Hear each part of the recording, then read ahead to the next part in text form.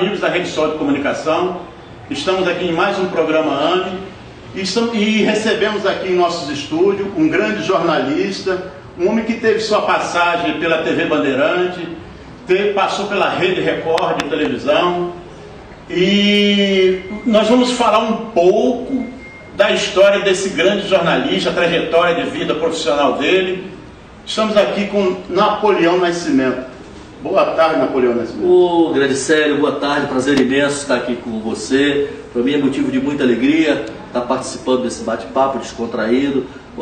Você que me acompanha, você principalmente, você torcedor rubro-negro que me acompanha há 30 anos, hoje vai ter a oportunidade, através dessa rede maravilhosa, de conhecer um pouco de tudo, como começou a minha carreira artística. E eu estou aqui à disposição, né, Célio? Napoleão, você que foi uma pessoa que esteve ali em 9 Copas, me fala como é que é você estar ali trabalhando em 9 Copas no jornalismo. Isso é o sonho de todo jornalista. Como é que você se sente, né, em ter feito 9 eventos? Para mim, Célio, isso é a consagração do jornalista, né? Na verdade, tem muitos jornalistas famosos que não galgaram. Eu fui atenhoado por Deus, né? Fui iluminado por Deus de ter tido a oportunidade de cobrir 9 Copas do Mundo, 14 Copas Américas, 3 Copas das Confederações, 3 Olimpíadas. Isso é uma dádiva de Deus na minha vida, né? Eu que comecei no jornalismo muito cedo, com 21 anos, eu fui jogador de futebol do Nacional lá de Manaus, parei de jogar por uma contusão do joelho. Naquela época não tinha a medicina avançada como a medicina de hoje. Nossa medicina hoje, o atleta tem uma contusão de menisco, tem uma contusão, qualquer tipo de contusão, com 2 semanas já está voltando ao gramado. Na nossa época, em que eu comecei com 16 anos como jogador, você se machucava, principalmente uma contusão de menisco, era um ano e meio para voltar. Então eu tive esse tipo de problema, tive uma contusão do menisco ainda com 19 anos, ia demorar a voltar, eu optei por fazer primeiramente administração, depois jornalismo, e daí começou a minha carreira. Agora, eu estava estudando um pouquinho do início da tua carreira, não vai muito diferente da minha não. A minha foi o seguinte: eu lá em Manaus, que eu comecei lá na Rádio Rio Mar, tinha um amigo meu que é um grande jornalista, está nos Estados Unidos, ele é assessor de imprensa de alguns pilotos de Fórmula 1. Ele me falou: Napoleão, tem a Rádio Rio Mar está fazendo um teste para locutor, né? Vamos lá. Eu falei: pô, eu não dou para isso não, cara. Isso aí não é minha praia não, eu gosto muito de ver o jogo. Não, vamos lá. Vamos lá. A gente tinha umas 200 pessoas, né? E coincidentemente eu estava sentado, fui fazer companhia a ele, aí a moça falou: e o senhor não vai fazer o teste não? Eu falei: não, não vou não, isso não... Vim aqui só para acompanhar o Bani. Não, poxa, o senhor está aqui, faz. Aí fiz, conclusão, só passaram 2, eu estava na relação, e dali começou a minha trajetória jornalística, né? Em relação às Copas do Mundo, cada Copa é uma história diferente. Cada Copa é uma história. Eu fiz a Copa do Mundo nos Estados Unidos, fiz na Alemanha, fiz em Paris, né? Fiz também a Copa do Mundo da Espanha, né? No Sarriá, e outras, né? Do México, enfim, das 9 que eu fiz, tirando a daqui do Brasil, que essa não conta, que foi em 2014, a que mais me impressionou pela organização, sem dúvida, foi a Copa de 94 nos Estados Unidos, onde a dupla Bebeto e Romário arrebentaram. Nós fomos com um time onde o Raí era a principal figura, era o grande nome do futebol brasileiro, e chegou lá, teve que amargar um banco, né? A gente fez um quarteto ali, o Mauro Silva e o Zinho, né? Fechando 2 jogadores que marcavam, além do Dunga, o nosso capitão, e nós trouxemos o título. É bem verdade que nos tiros livres a marca do pênalti, né? Nós fomos campeões, derrotando a Itália, dos pênaltis, onde o San Tafarel só faltou fazer chover. Defendeu até pensamento, defendeu 3 pênaltis. E essa Copa marcou para mim, porque na época eu estava na CNT. O meu querido irmão Luiz Orlando, que com certeza está assistindo, porque ele vê tudo, né? Em termos os programas todos ele assiste, então com certeza ele está nos assistindo. Ele me deu a oportunidade de ir na frente com 10 dias de antecedência, né? Já credenciado, e eu tive a oportunidade de fazer uma pré-copa. Agora, eu vou te confidenciar uma coisa, aliás, é a primeira vez que eu vou falar uma coisa num canal de televisão, eu nunca tive a oportunidade de falar, vou falar para você. Eu, Pato Novo, né, como o repórter principal, até então eu tinha ido como coadjuvante. Dessa de 94 eu fui como repórter principal, para comandar a massa, eu e meu cinegrafista, o Jorge. Aí o Luiz Orlando me liga daqui, ele ficou apresentando um programa que chamava-se Camisa 9, e falou para mim: Napoleão, eu preciso que você faça uma matéria exclusiva sobre a Golden Gate. Aí eu, tá legal, eu sempre procedo dessa maneira, sabe? Mesmo não tendo conhecimento daquilo, da matéria, eu aceito e depois vou fazer um estudo. Eu falei: não, tudo bem, Luiz Orlando, vou fazer a matéria da Golden Gate. Aí, conversando com o meu diretor, o Dival, que Deus já levou, eu falei: Dival, Luiz quer uma matéria da Golden Gate, cara. Que é esse Golden Gate? Pô, tu não sabe? Eu falei: não sei, pô, vou confessar pra você. Eu sou Pato Novo. Golden Gate é o ponto turístico aqui dos Estados Unidos, São Francisco, é a ponte, rapaz. Tem Alcatraz. Ah, bom, então tá bom. Vamos fazer o trem do Brasil e amanhã a gente vai lá pra Golden Gate. Aí, sério, fomos lá em São Francisco, na Golden Gate, eu abri a matéria bonita, né? Marcamos presença aqui nos Estados Unidos, você respira a Copa do Mundo. Eu estou aqui na Golden Gate, eu criei na hora, né? E quando chegamos aqui, os jogadores fizeram questão de me conhecer, esse verdadeiro cartão postal aqui nos Estados Unidos, essa ponte maravilhosa aí. Jorge, mostra lá, ali embaixo você está vendo Alcatraz, você lembra? Fuga impossível. Rapaz, ficou a matéria sensacional, tudo assim no improviso, entendeu? Aí passei o link, porque naquela época não era igual agora o mundo todo está nos assistindo, naquela época não era assim. Aí passei o link, rapaz, o homem ficou doido. Falou: cara, que coisa fantástica. Porque aí o meu cinegrafista, que era o editor também, pegou alguns links dos treinos que eu fiz, né? E fez insert. Pô, ficou espetacular a matéria. Ele pediu 12 minutos, eu fiz 3, ele falou: ó, agora não tem mais limite. Você faz o tempo que você quiser. Porque viu que, né, eu ainda um pouco... aí sim. Por isso que eu falo pra você, essa foi uma Copa maravilhosa, tudo organizado, cara. Os Estados Unidos é outra coisa, entendeu? Claro que nós mesmos estando fora do nosso habitat, nós vamos puxar o Brasil sempre para a nossa sardinha. Você aqui no Brasil, você fala, você critica o Brasil, porque nós somos brasileiros, e realmente é uma bagunça isso aqui. Não tem saúde, não tem educação, né? não tem segurança, mas nós jamais vamos sair daqui para falar lá no exterior dos nossos problemas, nem admitimos que qualquer pessoa fale. E eu tenho que falar aqui da organização, da seriedade, da cidadania e do respeito que os americanos têm pelas pessoas. Lá tem horário para tudo, lá se cumpre realmente a Constituição, que aqui a nossa Constituição é pegar e rasgar, que ninguém cumpre. Entendeu? Então, por isso, rapaz, tem fatos que aconteceram lá, sério, que se eu fosse contar aqui algumas coisas que aconteceram, então ia ficar assim de boca aberta, entendeu? A organização, você está na rodovia 101, por exemplo, né? Você está lá, é por milha, não é quilômetro, o limite de velocidade é por milha. Então você vai na rodovia, meu irmão, é 70, se tu der 80, tu não sabe de onde aparece, de repente encosta o carro do teu lado, te pedindo habilitação e já com um cartãozinho para te multar. É assim que funciona, cara. Né? E Paris também, gostei muito da Copa lá da França, né?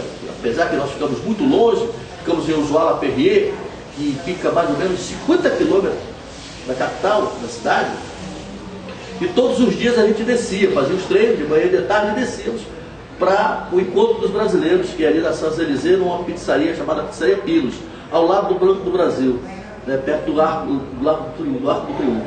Então a gente se encontrava todos os dias ali, 7, 8 horas da manhã, da noite, ficava até de madrugada, e depois a gente voltava.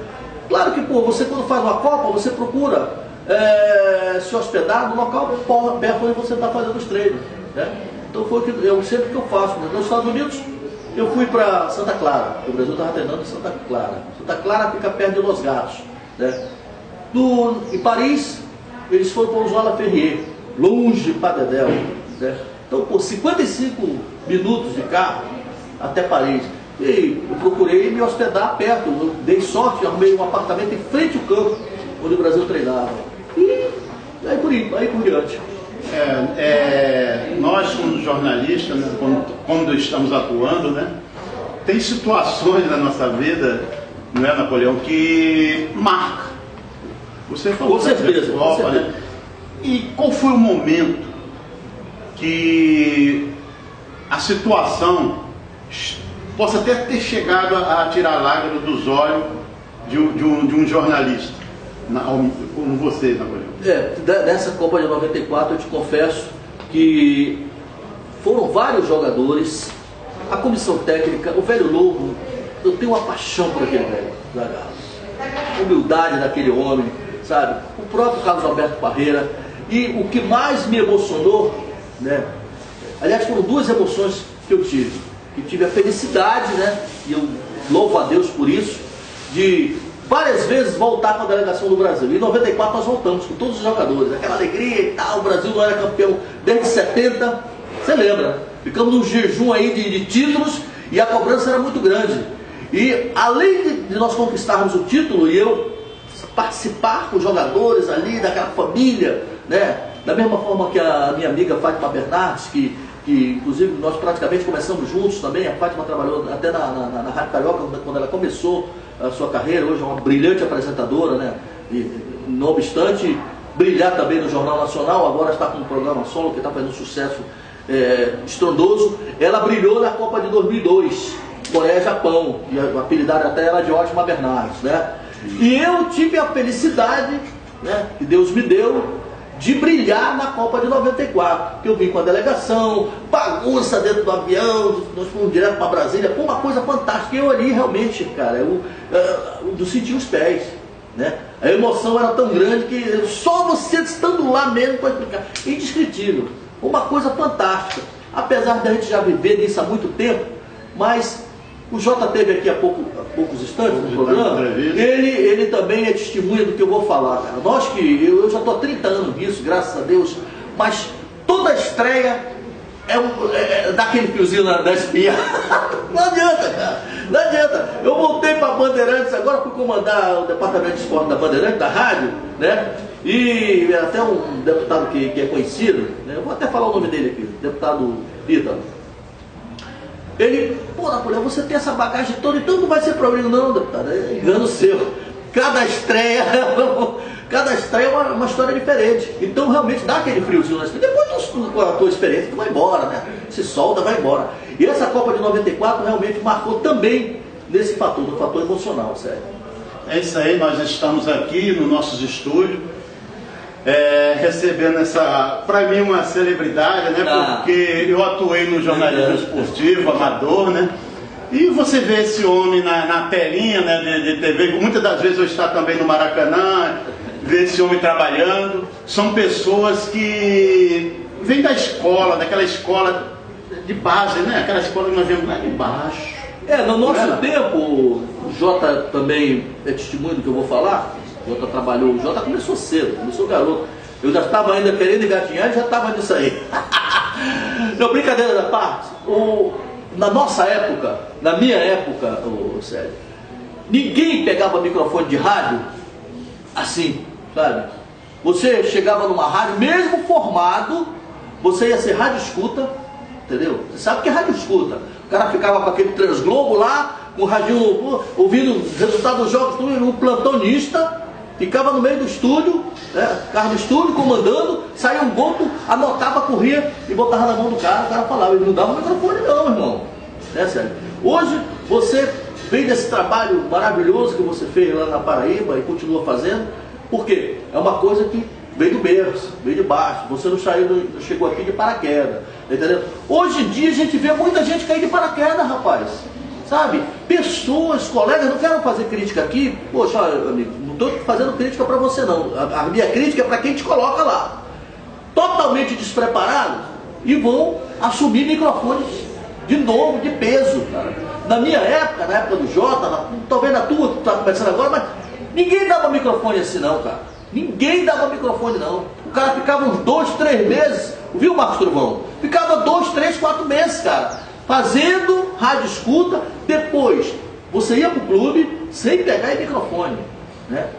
Aí depois te botava para dar loteria esportiva. Só aquela participaçãozinha, né? Loteria esportiva, Napoleão Nascimento, aí você jogou 1, São Paulo 1, Cruzeiro 1, jogo 2, blá, blá. Aí tem esse soltando devagarinho, meu irmão, hoje os caras já chegam falando e falam em tudo quanto é canto, tem que ver tanta sandice, eu tenho o maior respeito por um veículo que realmente circula em questão de segundos, que é o Face, mas o que a gente vê de aberração, de coisa, de sandice do Face, é de, sabe, de querer desligar e não acontecer mais, cara. É isso mesmo, o que o Napoleão está falando, eu teve um texto, um desabafo que eu fiz, né? O J. Carvalho, ele foi uma pessoa que, como ele já disse até mesmo na nossa entrevista, Napoleão, que eu não sabia nem o que era um diafragma. Mas ele perguntou para mim, garoto, tu está estudando, tu está fazendo... Eu passei pela 3 cursos da Faculdade de Simas,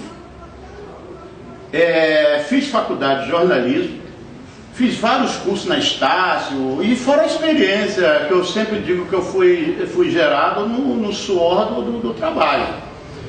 E quando, mesmo assim, quando eu quis entrar para o grupo, até o grupo da Universal Produções, que eu dentro da carro de reportagem eu falava isso para o Jota, um dia você vai me ver dentro da Universal Produções. Eu parti várias vezes lá e me perguntava, você tem a foto? Não, corria e ia atrás da foto. Aí daqui a pouco chegava com a foto. Quando chegava com a foto, aí o jornal, olha, parabéns pelo seu trabalho, pelo trabalho do Jornal do Esporte. Você tem FENAGE? Meu Deus do céu, não. Corri, tirei a FENAGE. Aí daqui, por final de contas, você tem faculdade de jornalismo? Falei, meu Jesus, o que esses homens querem? E onde eu quero chegar? Eu publiquei um texto que eu considero mais como um desabafo. E nesse texto, eu citei nesses textos que é o seguinte, a pessoa hoje, ela vai numa loja de eletrodoméstico, compra uma máquina fotográfica, se endivida num carnê em 24 vezes, sai daquela loja, coloca a máquina fotográfica no pescoço. Perfeitamente. E já se intitula um repórter fotográfico. Um repórter fotográfico. É verdade. Entendeu? E eu digo, uma pessoa como eu, que eu passei 3 cursos na Faculdade de Simas, fiz faculdade de jornalismo, vários cursos de fotografia, 20, 30 anos dentro da fotografia, mais ou menos, como fotojornalista. Aí, aquela pessoa, o diploma dela é o quê? Um carnê de 24 prestações. E muitas das vezes, quando nós estamos trabalhando, ela entra na nossa frente e diz que a imagem é minha. É verdade. A imagem é minha. E às vezes tem até, facilitado a entrada dela em determinados locais, né? Isso. Em detrimento da gente que já está mais tempo, tem mais bagagem, né? O cara chega e até às vezes os caras facilitam a entrada dele e a gente fica. O que eu estava falando há pouco, assim que eu cheguei aqui, eu estava falando com os caras. Hoje nos clubes tem um tal de assessor de imprensa. Meu irmão, assessor de imprensa, vai tomar banho, companheiro. Eles querem lá, rapaz, que no Maracanã termina os jogos, que entreviste os caras que eles querem botar. Comigo não. Tu tem que comer muito feijão para chegar onde eu cheguei, meu irmão. Eu vou entrevistar quem eu quero entrevistar, não é quem você vai botar para me entrevistar lá, não. Entendeu? Eles pegam aqueles jogadores sem expressão nenhuma, que até saiu do banco para botar o cara na vitrine, aí fica um montão de gente fazendo perguntas imbecis, entendeu? Para os caras, meu irmão, não pode ser assim não. Hoje em dia, todo clube, até clube pequeno, tem um assessor de imprensa. Aí ele trabalha dessa forma. Meu amigo, tem que aprender a trabalhar, porque nós ralamos muito para chegar onde a gente chegou. Napoleão fala em ralar, né? Um camarada que não é à toa que você chega a transmitir 9 Copas, participar do jornalismo de 9 Copas. Campeonato Brasileiro. O que você me fala do Campeonato Brasileiro? Ainda vou longe. Você arrisca dizer quem ganha?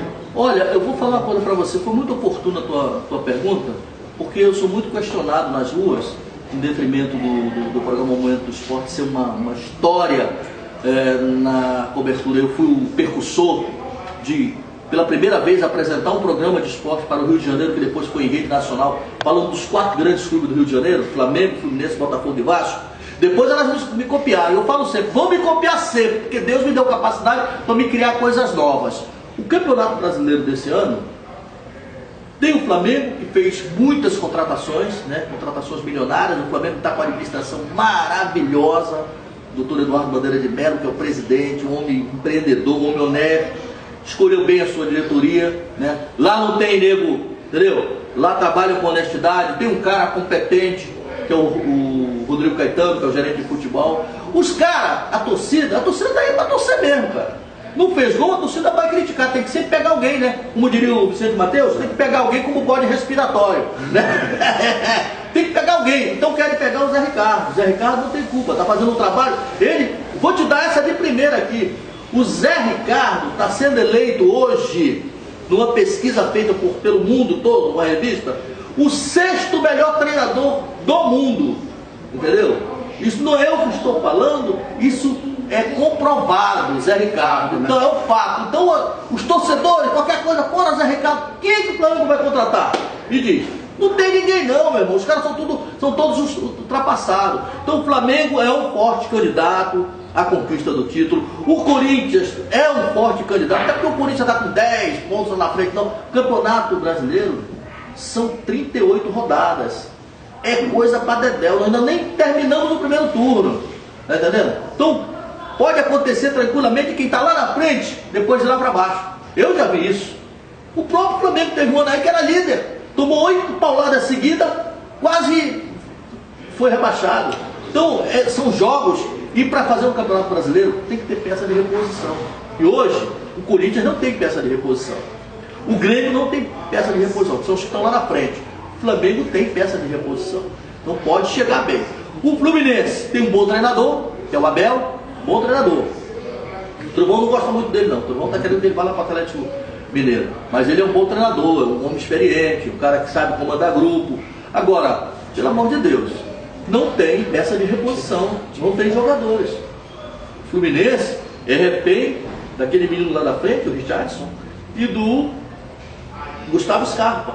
E são os dois principais. Gustavo Scarpa, depois que voltou da operação, não foi o mesmo. Então o Fluminense alterna bons e maus momentos. O Botafogo é um time que joga no erro do adversário. Esse time treinado pelo Jair Ventura. Então, a torcida do Botafogo às vezes fica eufórica, nunca me surpreendeu, né? Porque ele é igual o Robin Hood. Ele tira dos ricos para dar para o pobre, né? Sempre acontece isso. Quando você vai pensa que o Botafogo vai ganhar, pega o Avaí no Maracanã e toma de 2-0, no Engenhão. Então, quer dizer, não é uma coisa consistente. E o Vasco, irmão, a gente não sabe o que pode acontecer. O Vasco contratou mal, muito mal, e eu falava isso direto nos meus programas, que o Vasco não ia. Quando o Vasco foi rebaixado, cansei de falar. Eurico Miranda, o todo-poderoso, montou o Vasco. Aí o que acontece? Foi campeão carioca, agora esse time vai ser rebaixado. E foi rebaixado. E eu vou te falar aqui também, que se não contratar 2 ou 3 jogadores de peso, corre risco de lutar para não cair. Não vou dizer que você é rebaixado, não vou ser igual o Trovão. O Trovão, como é tricolor, já está dizendo, vai cair, não vou dizer que vai cair. Mas corre sério risco de ser mais uma vez rebaixado. Agora, 2 coisas para finalizarmos, que eu sei que o tempo aqui é ouro, e o torcedor fica me perguntando. Primeiro, em relação ao Flamengo. O Flamengo trouxe o Conca como uma grande sensação, como um homem que ia ser o craque do ano e o caramba. Conca está treinando, já voltou à forma e não consegue entrar no time. Por quê? Isso é um ponto de interrogação. Depois você liga aqui para a televisão e dê a sua opinião. Por que o Conca não joga pelo menos 5 minutinhos? Com o talento que ele tem, com o nome que ele tem. Por quê? Nem do banco aparece, né? Foi uma furada essa vida do Conca? Você, torcedor rubro-negro, vai responder para a gente, né? A outra coisa, no Vasco. Por que o Nenê está querendo ir embora? O Nenê que carregou o time nas costas durante todo esse tempo. O Vasco foi campeão graças ao Nenê. Subiu da segunda para a primeira graças ao Nenê, né? O técnico agora está colocando ele no banco, né? Rapaz, tem técnico que vem com cada uma, velho, que você duvida. Olha, esse cara é maluco. Pô, eu tenho um cara como o Nenê, que é um craque de bola, apesar da idade. É um cara que pega na bola, faz milagre, mete cada bola, deixa os caras na cara do gol. O cara botar um cara no banco, tá maluco, meu irmão.